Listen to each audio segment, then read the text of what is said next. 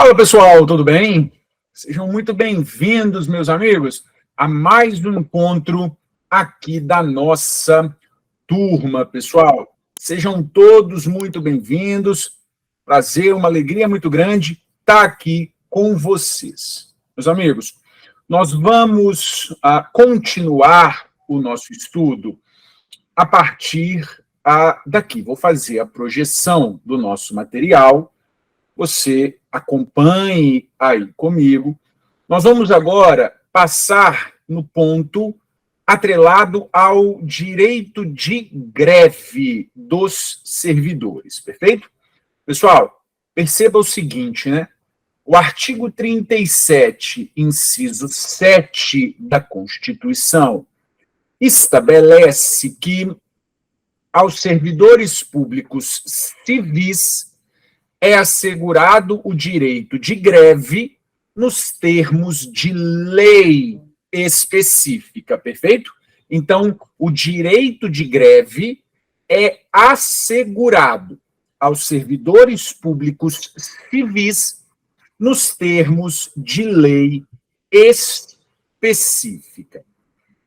Eu sei que você sabe que não há a lei de greve do serviço público, perfeito?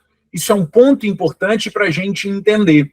A Constituição estabelece que os servidores vão exercer a greve nos termos de lei específica, mas não há essa lei de greve dos servidores públicos. De modo que o Supremo Tribunal Federal entende que este artigo 37, inciso 7, é uma norma de eficácia limitada, ou seja, para que ele gere os seus plenos efeitos, seria necessário uma lei de greve dos servidores públicos. Ocorre que o Supremo Tribunal Federal, lá nos anos de 2007, em julgamento de mandado de injunção, o Supremo determinou a aplicação por analogia da lei de greve da iniciativa privada, a Lei 7783 de 89. Então, veja bem, este artigo 37, inciso 7, é uma norma de eficácia limitada. Para que ele gere os seus plenos efeitos, é necessária a edição de uma lei. Não há essa lei. A despeito disso, nos anos de 2007, o Supremo Tribunal Federal, em julgamentos de mandados de injunção, por analogia, determina a aplicação da lei de greve da iniciativa privada. Lá na época, em 2007, foi uma grande mudança de entendimento do Supremo, que entendia pela aplicação da teoria não concretista nos mandados de injunção e, a partir dali, adotou a teoria concretista, perfeito? Mas nós não vamos entrar nessa análise, porque isso fica a análise de mandado de injunção, que não é aqui o foco do nosso estudo. Então, esse é um primeiro ponto. Aplica-se a lei de greve da iniciativa privada. Bom, outro ponto que eu quero conversar com você é que o exercício do direito de greve não configura abandono de cargo. Este é um entendimento também da jurisprudência, tanto do STF quanto do STJ. O abandono de cargo, a depender do estatuto que você estude, é a ausência intencional do cargo por um determinado período estabelecido na legislação. Perceba, um período estabelecido, mas, acima de tudo, uma ausência intencional. É o que o Supremo e o STJ vão dizer, é que o abandono de cargo tem que ter o ânimos abandonandi. Existe isso, eu não estou tirando da minha cabeça. Há, de fato, para configurar o abandono de cargo, a necessidade do chamado animus abandonandi. E quando o sujeito exerce o direito de greve, ele não tem a vontade de abandonar o cargo. Muito possivelmente, ele faz esse direito de greve para reivindicar algum direito. Pois muito bem. Terceiro ponto importante acerca do direito de greve. A quem compete julgar a abusividade de greve de servidores seletistas da administração direta, autarquias e fundações de direito público? O Supremo Tribunal Federal entendeu, o Superior Tribunal de Justiça, perdão, entendeu que compete à Justiça Comum, federal ou estadual, julgar a abusividade de greve, perceba, de seletistas da administração direta, das autarquias e das fundações públicas de direito público. Justiça comum, federal ou estadual, a depender do ente federado envolvido, é a competente para julgar a abusividade de greve de seletistas da direta, autarquias e fundações de direito público. Por que eu estou batendo nessa tecla? Porque quando for abusividade de greve de seletistas, de empresas públicas, sociedades de economia mista e das fundações públicas de direito privado, aqui, pessoal, a competência vai ser da Justiça do Trabalho. Por isso eu estou batendo na tecla de que é seletistas da direta, autarquia e fundação de direito público. Aí a competência é da Justiça Comum e não da Justiça do Trabalho. Bom, vamos lá. Outro ponto, esse aqui, um dos mais relevantes acerca do exercício do direito de greve. O desconto dos dias não trabalhados. Pessoal, o servidor que não compareça ao serviço em razão do exercício de greve poderá ter o desconto desses dias não trabalhados? Venha cá. De acordo com o STF, é obrigatório, perfeito? É obrigatório o desconto dos dias de greve não trabalhados. O STF faz um paralelo com o direito do trabalho. Lá no direito do trabalho, a greve, como regra, é uma suspensão do contrato de trabalho, em que o sujeito não trabalha e também não recebe. Então, aqui no direito administrativo, também haverá uma suspensão da prestação de serviço, em que o sujeito não trabalha e ele também não receberá. Por isso é obrigatório o desconto dos dias de greve não trabalhados. De acordo com o Supremo, pessoal, se é obrigatório, esse desconto é um ato vinculado, perfeito? É obrigatório, ato vinculado, sob pena de violação ao princípio da legalidade e da indisponibilidade do interesse público.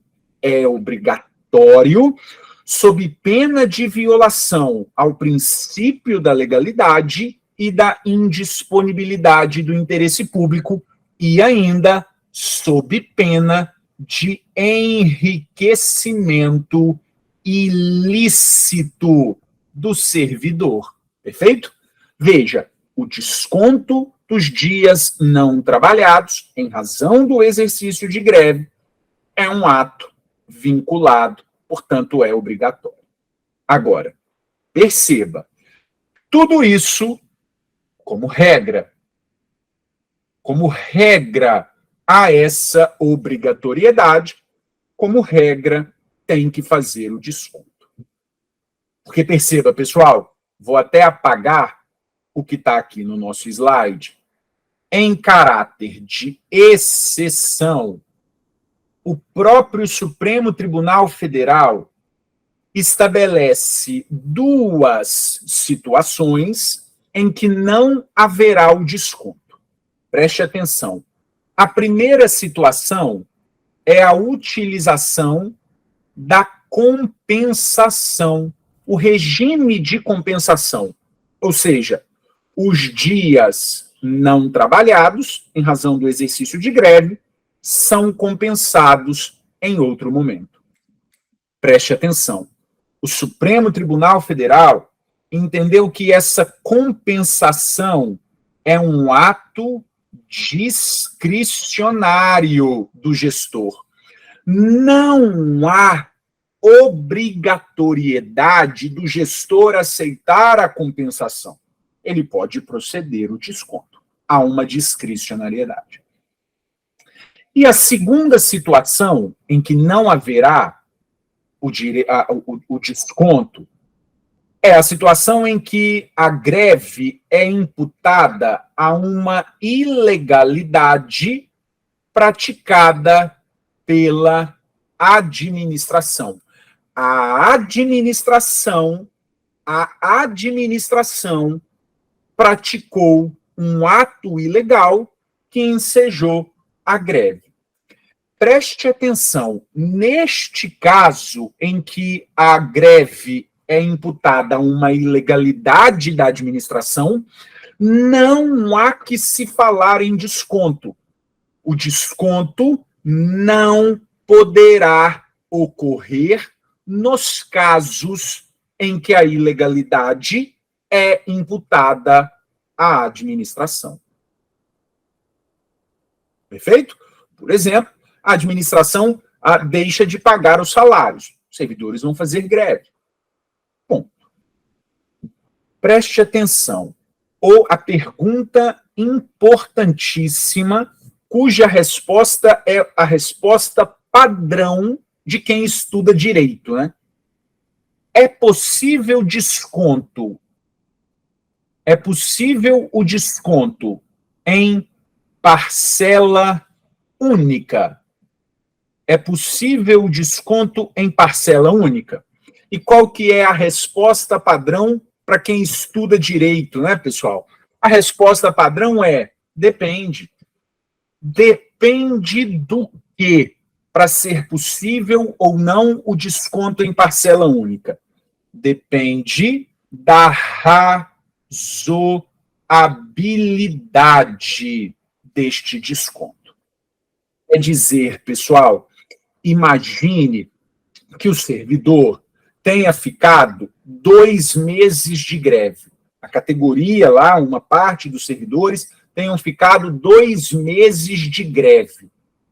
É razoável o desconto em parcela única? Não vai nem conseguir, né?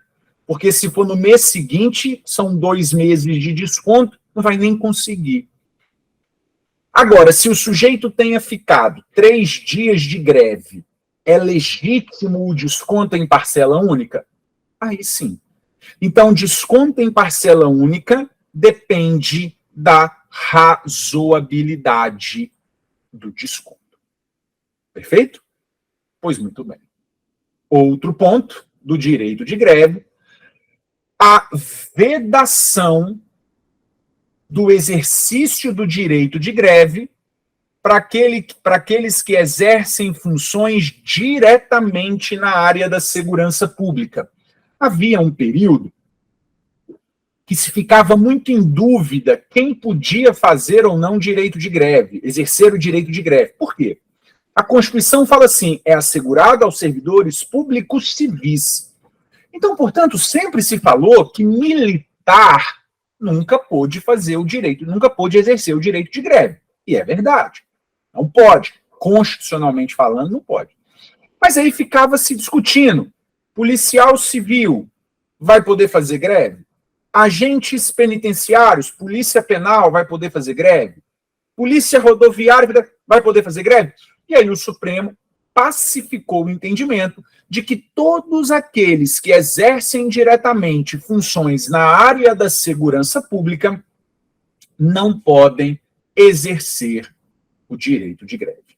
Então, agentes penitenciários, polícia penal, polícia civil, enfim, todos, né, agentes de segurança pública, nenhum pode exercer o direito de greve.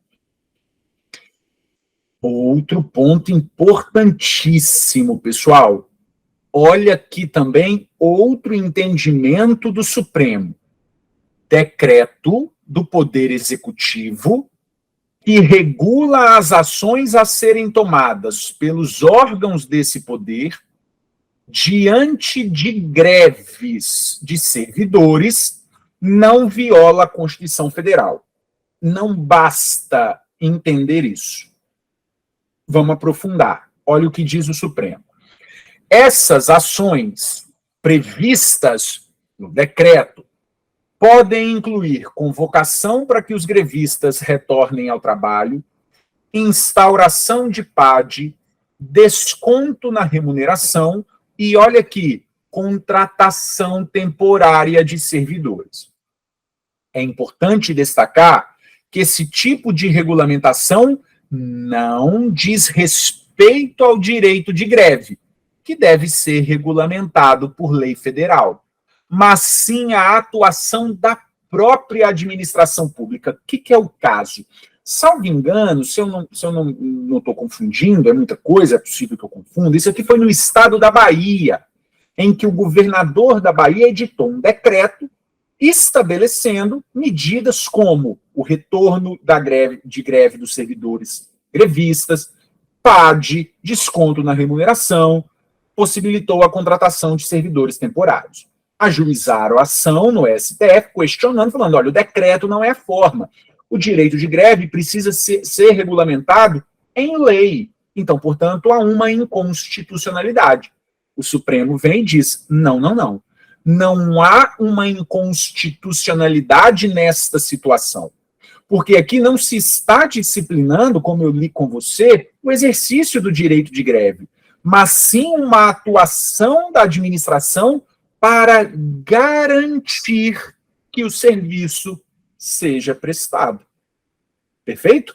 Então, isso aqui é importantíssimo. Cuidado, isso aqui já aparece muito em prova e normalmente aparece por meio de caso concreto, exatamente como eu narrei aqui para você.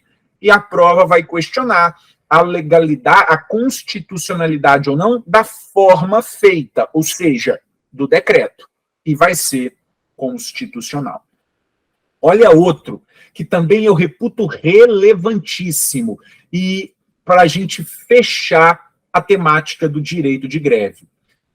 O Supremo vai dizer que são constitucionais o compartilhamento mediante convênio com estados, DF ou municípios, da execução de atividades e serviços federais essenciais e a adoção de procedimentos simplificados para a garantia de sua continuidade em situação de greve, paralisação ou operação de retardamento promovidas por servidores públicos federais. Constitucional. O compartilhamento com estados, DF e municípios de atividades e serviços federais essenciais, por exemplo, no caso de greve. E a forma como pode ser feito esse compartilhamento mediante um convênio. Perceba, pessoal, anote isso que eu vou te dizer. O Supremo diz que nessa hipótese não se está criando cargos, tampouco se está delegando atribuições de servidores federais a servidores estaduais ou municipais. Sequer se está autorizando a investidura em cargo público federal, sem concurso. Não se cria cargo, não se delega funções de servidores federais a estaduais e municipais. Não se está permitindo a investidura em cargos federais. O que há apenas aqui é o compartilhamento da execução da atividade, para que os serviços públicos federais essenciais se mantenham em funcionamento. Isso é um ponto muito importante, vai cair nas nossas provas. Perfeito? Com isso, eu fecho com você a temática do direito de greve e fecho agora com você com o último artigo constitucional obrigatório, que é o artigo 37, inciso 8º da Constituição, que estabelece a reserva de vagas à pessoa com deficiência. Vai dizer a Constituição que a lei estabelecerá o percentual de cargos e empregos destinados à pessoa com deficiência e os critérios de sua admissão. Pessoal, neste sentido, nós temos duas súmulas do STJ que despencam em prova por uma razão um tanto quanto óbvia. É fácil misturar, confundir essas duas súmulas. Pegue essas duas súmulas, dê um print nelas, salve, leia todo dia na hora que você for dormir, né? Veja, súmula 552 do STJ, o portador de surdez unilateral não se qualifica como pessoa com deficiência para o fim de disputar vagas reservadas em concurso, ao passo que, nos termos da súmula 377 do STJ, o portador de visão monocular tem direito de concorrer às vagas reservadas aos deficientes. Surdez unilateral não se qualifica como pessoa com deficiência, visão monocular tem direito de concorrer às vagas reservadas. Isso é extremamente importante e é muito fácil de confundir. Não erre isso na sua prova. Bom, eu aproveito com você este dispositivo para trazer a ADI 6476. Nela, o Supremo Tribunal Federal entendeu, primeiro, que é inconstitucional a interpretação que exclui o direito de candidatos com deficiência à adaptação razoável em provas físicas de concurso. É inconstitucional a interpretação que exclui o direito de candidatos com deficiência à adaptação razoável em provas físicas de concurso. Veja, o Supremo está dizendo o seguinte: é um direito das pessoas com deficiência, num primeiro momento, a adaptação razoável das provas físicas. O Supremo está dizendo o seguinte: eu posso exigir prova física de pessoa com deficiência. Eu posso exigir em concurso público. Mas aquela interpretação que exclui o direito, aquela interpretação que exclui o direito, a adaptação razoável, é inconstitucional. Como também o Supremo entendeu que é inconstitucional a submissão genérica de candidatos com e sem deficiência aos mesmos critérios em provas físicas, sem a demonstração da sua necessidade para o exercício da função pública. Preste atenção e faça a leitura ao contrário. O Supremo está permitindo a submissão genérica de candidatos com e sem deficiência aos mesmos critérios. O Supremo permite, mas não pode haver uma submissão genérica.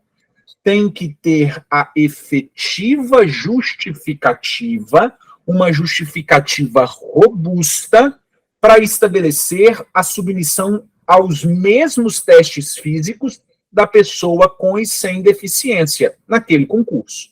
Perfeito? Precisa ser demonstrada a necessidade para o exercício do cargo, sob pena de haver uma inconstitucionalidade. Preste atenção, o Supremo vem e estabelece que a exclusão da previsão de adaptação de provas físicas para candidatos com deficiência viola o bloco de constitucionalidade composto pela Constituição e pela Convenção Internacional sobre os Direitos da Pessoa com Deficiência, que foi incorporada à ordem jurídica com o status de emenda à Constituição. Perfeito? Veja, pessoal, aproveito que eu estou aqui e quero trazer para você a questão dos critérios de autodeclaração e heteroidentificação de pessoas pretas ou pardas. Não tem nada a ver com a pessoa com deficiência, mas tem a ver com reserva de vagas em concursos públicos. Então, eu acho que tem a pertinência de trazer aqui para você. O Supremo estabelece que é constitucional os critérios de autodeclaração e heteroidentificação das questões de pretos e pardos. A autodeclaração, a pessoa que se declara como preta e parda. Heteroidentificação, a passagem por uma comissão que vai analisar as características fenotípicas da pessoa. Veja, o Supremo vai dizer que ambas são constitucionais, mas que nos casos em que se entenda pela exclusão do candidato, devem ser garantidos o direito ao contraditório e à ampla defesa. Perfeito? Pois, muito bem, meus amigos. Com isso, eu encerro este nosso bloco. Grande abraço.